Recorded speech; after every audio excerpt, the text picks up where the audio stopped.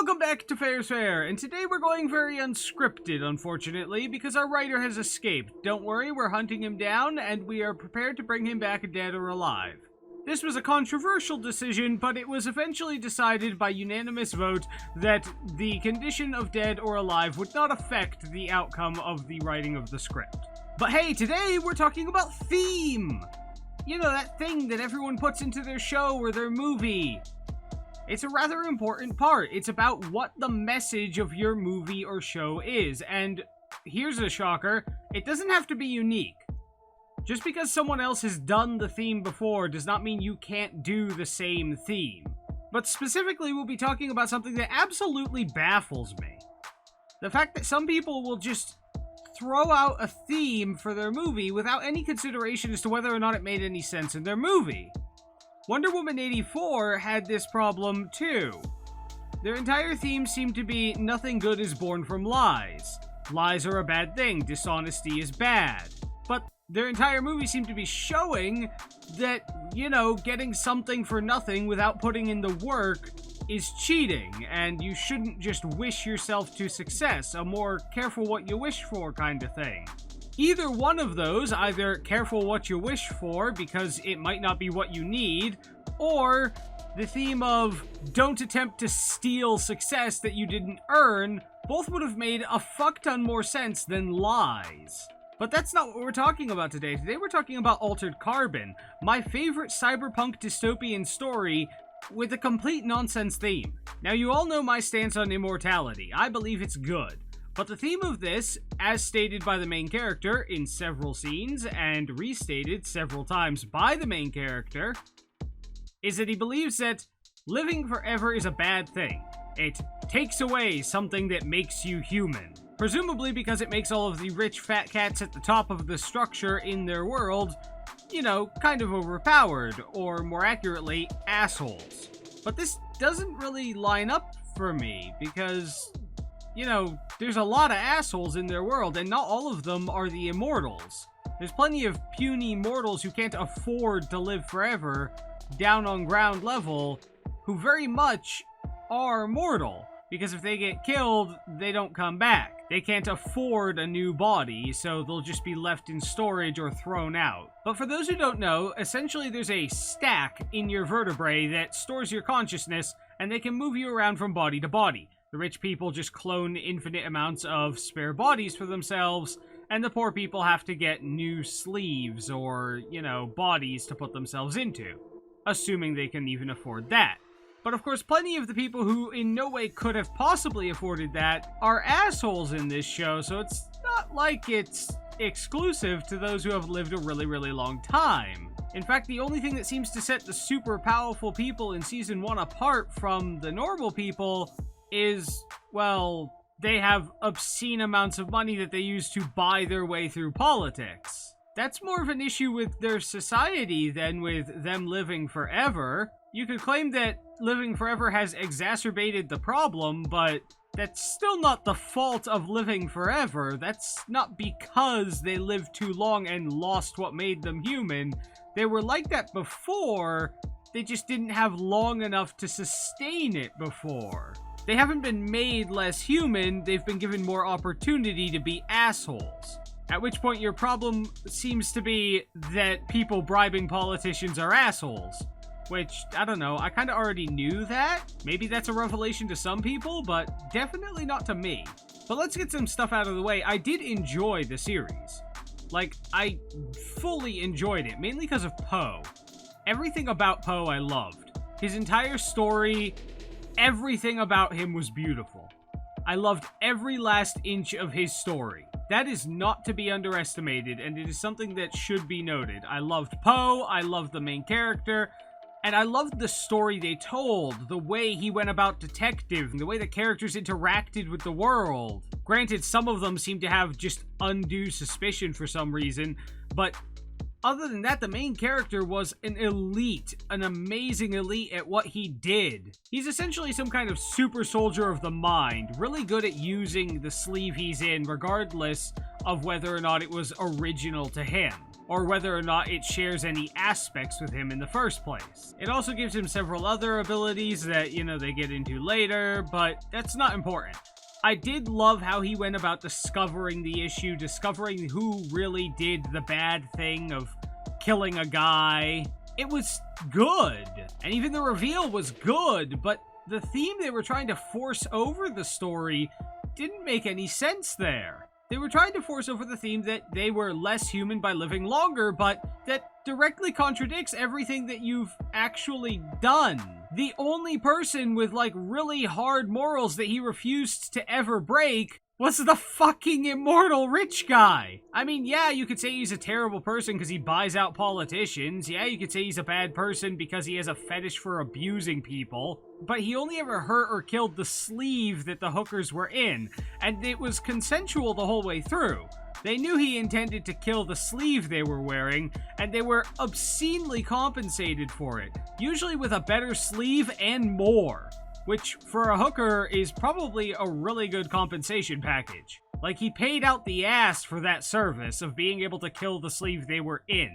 But he had a moral code of never, ever, ever actually killing someone.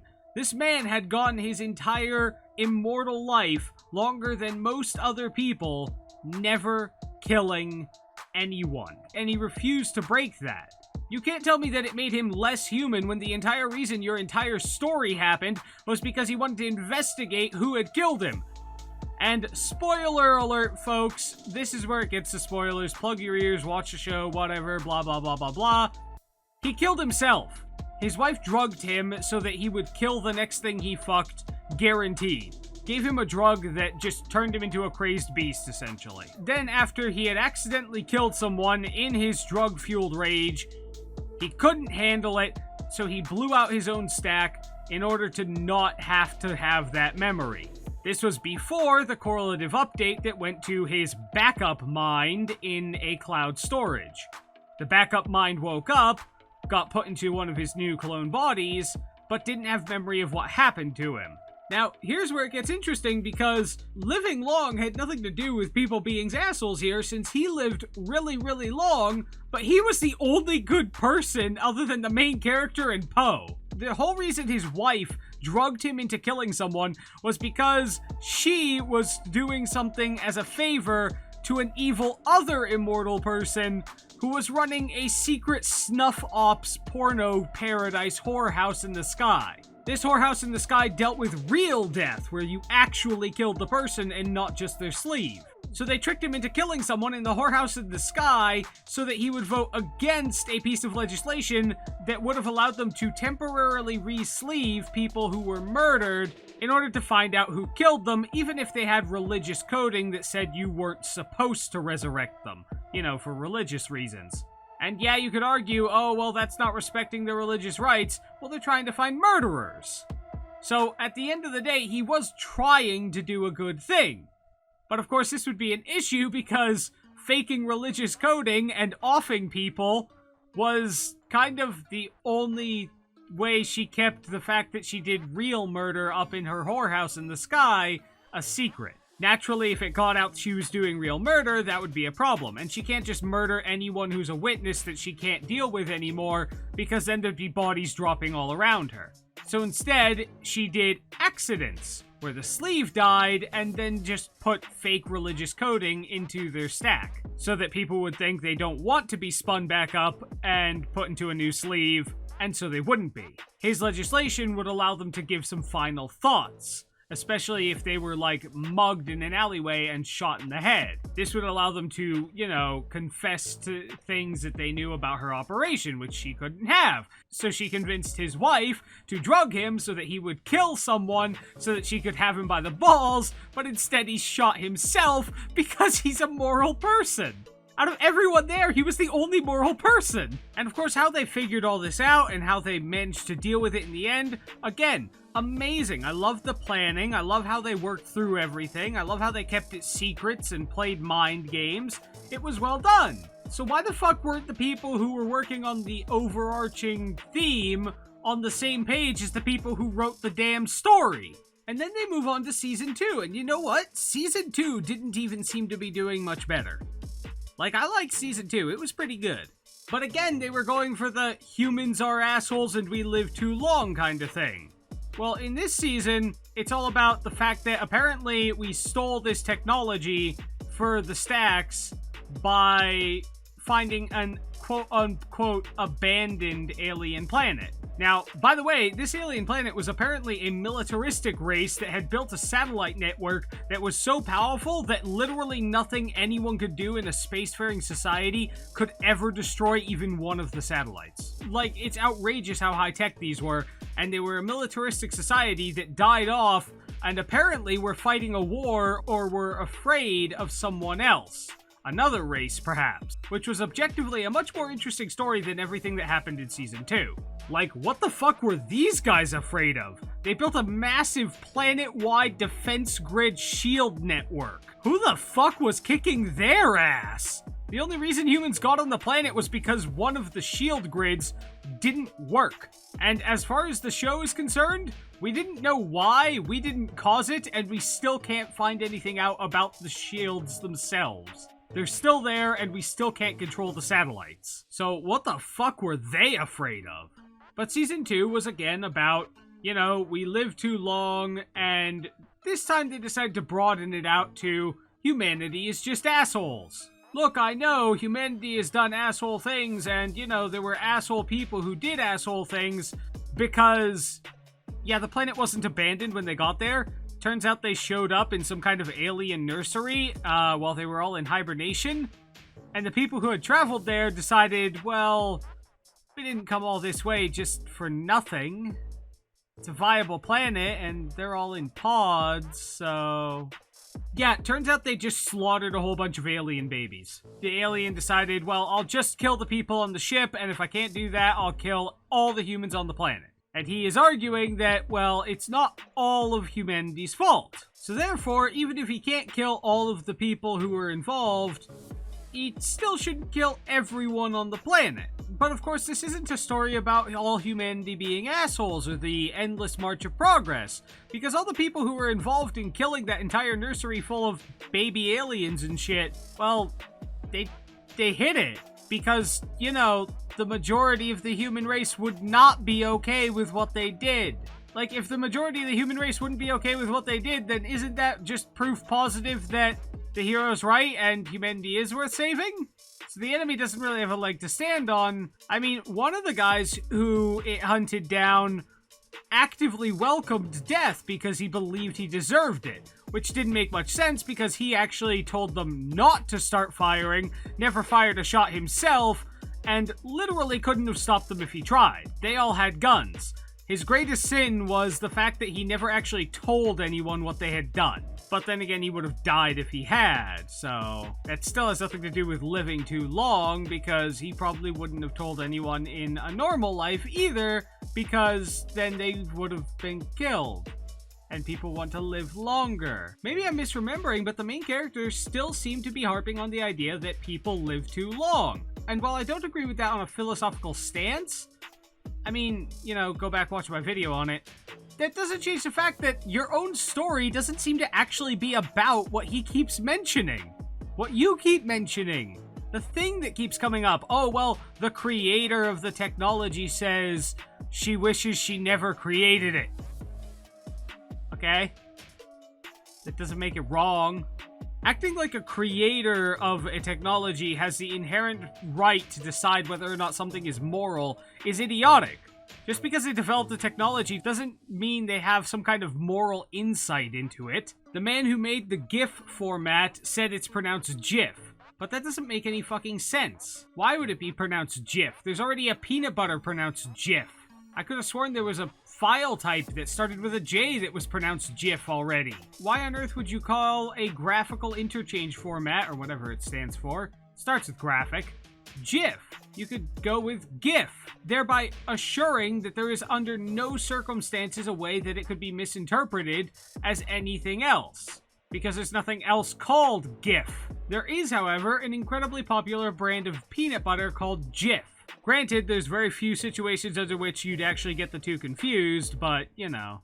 It still makes sense to keep it its own unique word that fits better with the words that it represents, rather than decide to name it something that already exists, purely because the creator said to. A creator of something does not have moral authority over whether or not something is right. Just because she regrets making technology to make people immortal does not mean it is wrong for her to have done so, or morally reprehensible for people to be using it. To be honest, this whole twist felt very, out of the ass. Like it came out of nowhere. Like they couldn't justify the whole, we shouldn't be using technology to make ourselves immortal, so they decided, well, we can't write into a story anything that makes sense on that, so we're just gonna have the creator say it and call that our justification. That still doesn't make sense. Wonder Woman 84 and this one, you had a theme that you kept espousing through the entire thing, constantly saying it again and again and again. Why? Pick a different theme. Corporate corruption is right fucking there. Political dictatorships was right fucking there. You had so many potential dystopias to talk about. There were a million problems in this show that you could definitely harp on about. Why did you keep coming back to the idea of immortality somehow being morally wrong when you didn't actually have the story to justify that meaning? It suffers from what a lot of cyberpunk and indeed a lot of things seem to end up suffering from nowadays. I refer to it as head up your ass syndrome, otherwise known as pretentiousness. Not content in simply accepting that they wrote a story and it has some obvious meaning in it, they insist on forcing another, even bigger meaning on it, regardless of whether or not it fits, because you just have to hammer in that extra meaning for no reason. I once read on a forum that pretentious writing is different from meaningful writing.